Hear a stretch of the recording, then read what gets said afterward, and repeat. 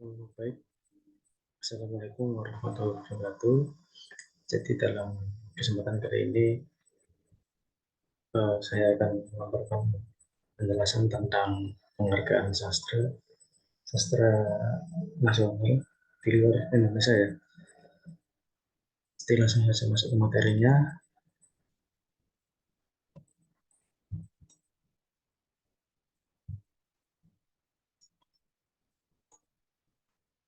Bentar, saya share screen dulu.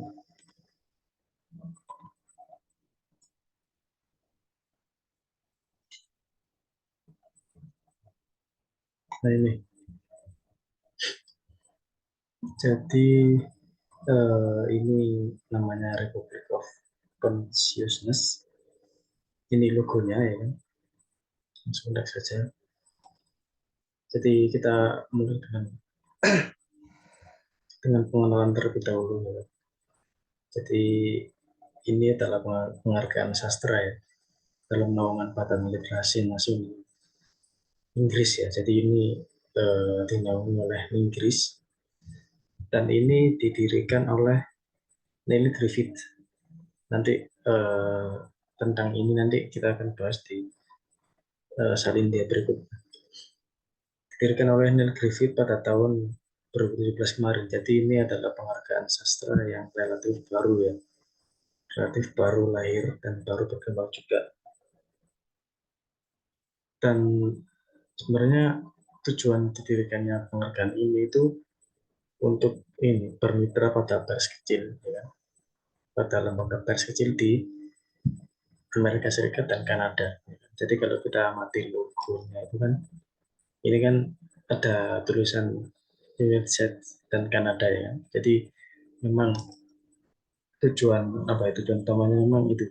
Jadi untuk mitra bisnis. Terus next. Nah ini latar belakang didirikannya penghargaan ini itu yang pertama ini Neil Griffith ya. Jadi kita akan sedikit membahas tentang Neil Griffith ya. Pendiri penghargaan ini. Ini Neil Griffith ini seorang jurnalis babon di Inggris ya. Jadi kenapa kok babon? Jadi Griffith ini besar ya, maksudnya dibesarkan oleh dunia pers di Inggris. Jadi salah satu latar belakangnya memang itu. Jadi karena dia terlalu apa ya, terlalu terlalu lama ya berkecimpung di dalam dunia pers Inggris. Jadi akhirnya masuk ke latar belakang nomor dua ya. Jadi di masa tuanya, jadi Griffith ini Griffith ini ingin ingin apa ya, sedikit menikmati produk sastra di masa tuanya. Jadi karena dia ini telah apa ya, telah kenyang akan dunia pers ya. Jadi dia ingin sedikit sedikit banting setir ke dalam dunia sastra ya kan, dunia sastra. Tapi yang awalnya di dunia pers yang liputan yang kental akan fakta ya kan, yang kental akan objektivitas, yang kental akan apa ya, risiko-risiko yang selalu berkaitan dengan dunia pers. Jadi dia ingin sedikit menikmati dunia sastra, yang artinya memang sastra adalah berkebalikan dengan dunia pers ya kan? Sastra yang cenderung subjektif ya kan, terus cenderung bukan fakta ya kan. Jadi memang Griffith ingin itu. Dan terus yang ketiga ini ingin memberikan peran yang kecil pada dunia pers di Inggris. Jadi sebagai seorang jurnalis ya di Inggris, itu Griffith ini setidaknya ingin memberikan sebuah monumen, monumen dalam bentuk ini tadi, penghargaan ini tadi dalam dunia pers di Inggris terutamanya. Meskipun mitranya dia dengan Amerika dan Kanada, tapi setidaknya alasan alasan lain dia itu dengan memberikan sebuah monumen, ingin memberikan sebuah monumen yang suatu saat bisa dilihat kembali di masa yang datang oleh dunia pers di Inggris seperti itu. Terus latar belakang yang terakhir ini, Griffith ini juga ini, dia sebenarnya ingin melihat di balik apa, selain alasan-alasan tadi, Griffith juga ingin melihat ini ekosistem penulis sastra ya. Jadi dia itu melihat ekosistem penulis sastra di Inggris. Jadi karena dia dia yang di masa-masa mudanya itu nggak terlalu berkecimpung di dunia sastra, dia ingin melihat sebenarnya sampai mana sih, sampai seluas mana ekosistem penulis sastra di Inggris itu. Dan dia ingin melihatnya itu mulai itu tadi.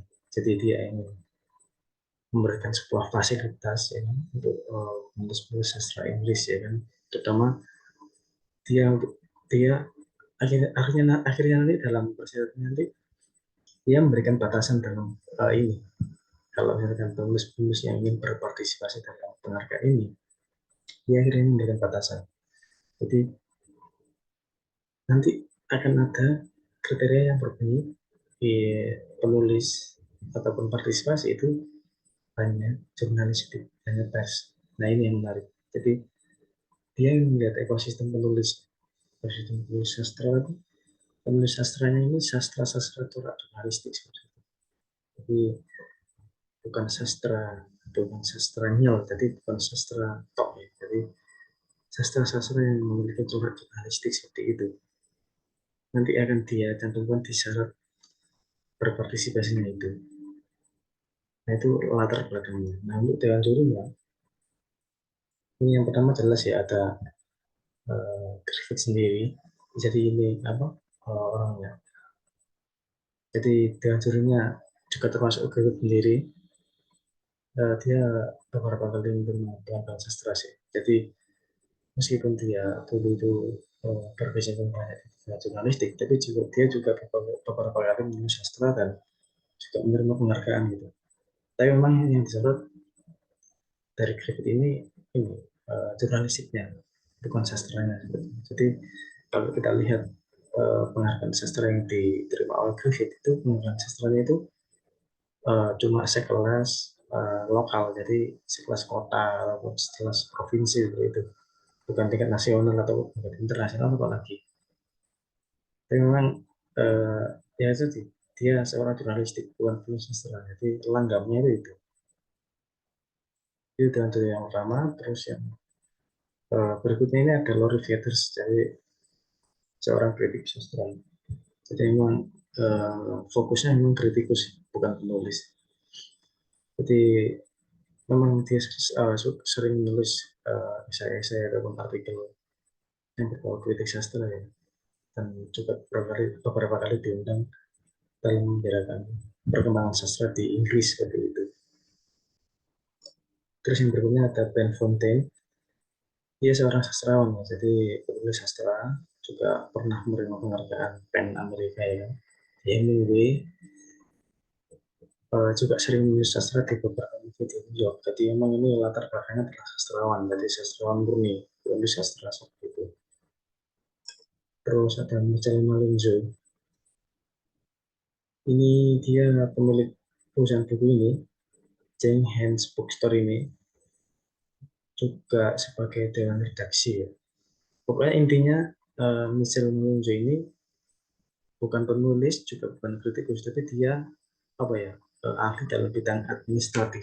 Jadi administratif dalam sebuah perusahaan perbukuan. Jadi kayak apa ya, kayak apa sih yang bisa, apa yang bisa disebut sebagai buku. Jadi maksudnya kriteria-kriteria apa yang harus dicapai oleh penulis ketika ia ingin menuliskan sebuah buku ya kan, harus punya apa dulu ini penulis gitu kan. Jadi beliau memang ahli dalam hal yang administratif seperti itu, bukan penulis, bukan kritikus. Jadi ahli dalam bidang itu, apa ya, kayak ilmu perpustakaan lah seperti itu, kalau kita lihat di Indonesia seperti itu.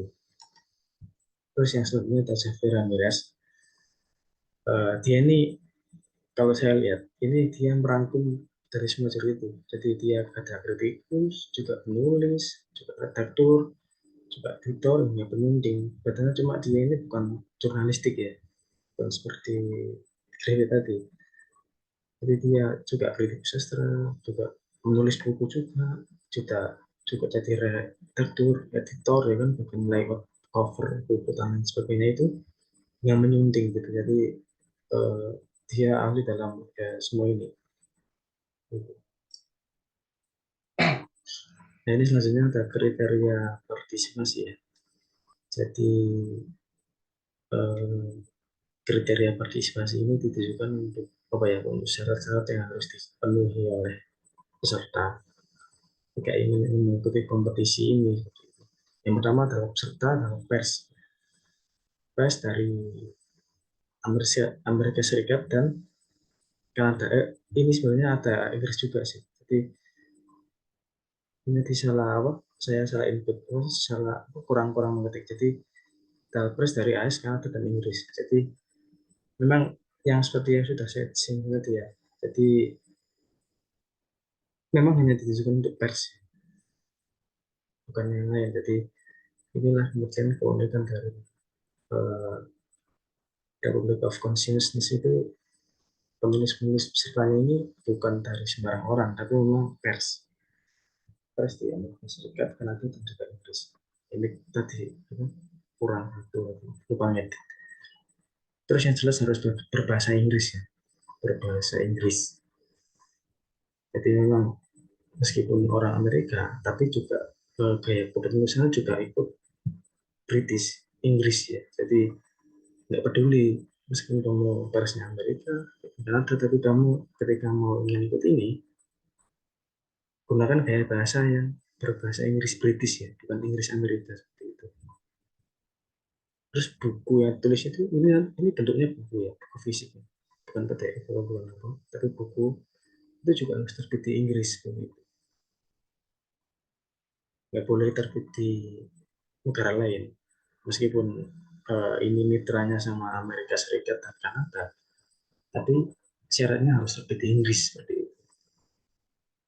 Terus peserta hanya boleh memilih satu ya, jadi memang untuk jenis kategorinya ini ada dua, kumpulan cerpen sama novel. Dan ini peserta hanya memilih satu ya, jadi nggak boleh publikasi dua. Terus buku yang terbit harus sesuai kalender lomba. Jadi katakanlah misalkan lombanya itu antara eh,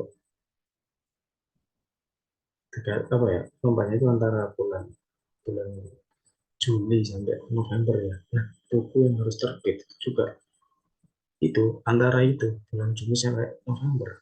Nggak boleh buku yang terbit itu Januari, artinya kan relatif lama untuk diikuti lomba. Jadi memang eh, Griffith itu membatasi itu. Jadi terbitnya juga harus sesuai dengan timeline lomba.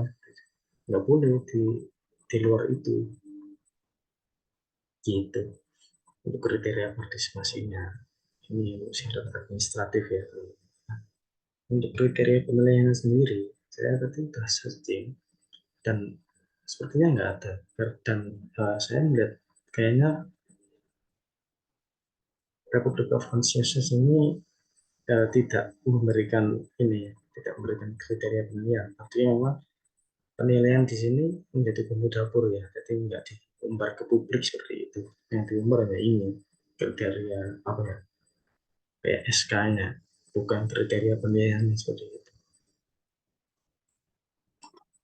Nah ini lanjut daftar pemenangnya ini dari 2017 ya, jadi kalau terhitung hari ini berarti 17, 18, 19, 20, 21. Jadi masih ada 6 pemenang. Jadi relatif baru sekali penghargaan ini. Yang di 2011 ini ada John Kine. Jadi ini karyanya counter naratif. Terus next aja ini 2018 ada Ellie Williams, ini American Number Stories. Terus 2019 ini ada Murmur, ya. Ini Believers. Terus ini 2020 ada Animalia, dan itu sudah John Baptiste de Anggun. Terus ini ada Lute, terus itu terus Ursula von Rehel.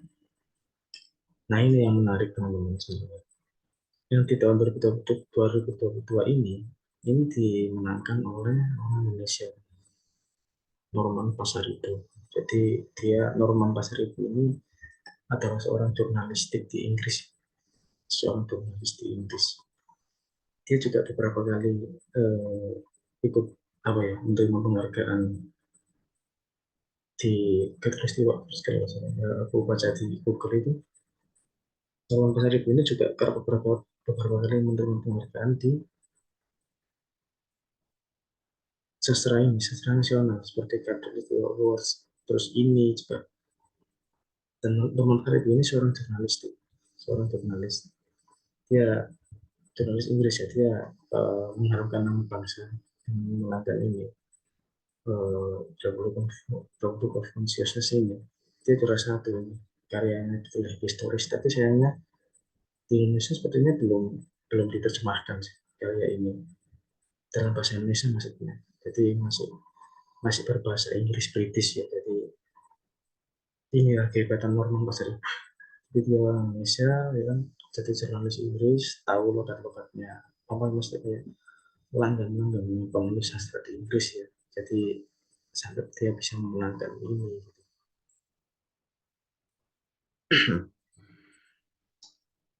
Nah, mungkin itu saja yang bisa saya sampaikan dalam kesempatan kali ini.